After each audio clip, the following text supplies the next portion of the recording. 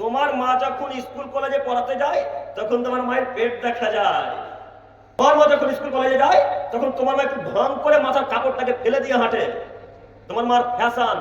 তোমার মাকে মরতে বলো, বেটা দেখো মনটা নাকি কিভাবে বাটাম নিয়ে দাঁড়িয়েছে, কবে বাটাম না ফাটিয়ে দেয়। বলো তোমার মাকে। তোমার মা বেহায়া হয়ে নগ্ন হয়ে অশিক্ষিত নারীর মতো বাজার ঘাটে যায়।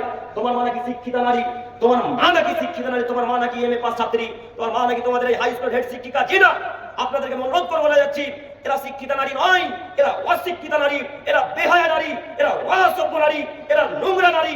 আল্লাহ বলছেন পৃথিবীর মহিলাগণ বাড়িতেই থাকো। পৃথিবীর মানুষ মহিলাগণ তোমাদেরকে বলছি, তোমরা শোনো, বাড়িতেই থাকো। জরুরি প্রয়োজন ছাড়া তোমরা ঘর থেকে বেরোবে না।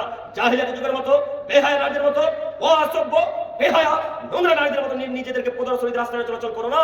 বলো যুবক, তোমার মাকে আল্লাহ বলছেন জাহিলিয়াতের নারী, তোমার মাকে আল্লাহ বলছেন তোমার মা অশিক্ষিত যুগের নারী, তোমার মাকে আল্লাহ বলছেন বেহায়া নারী। কেন? তোমার মা বেপরদা হয়ে চলাচল করে, তোমার মা নোংরা হয়ে চলাচল করে, তোমার মা যখন রাস্তাতে চলে তোমার মার মাথায় কাপড় থাকে না।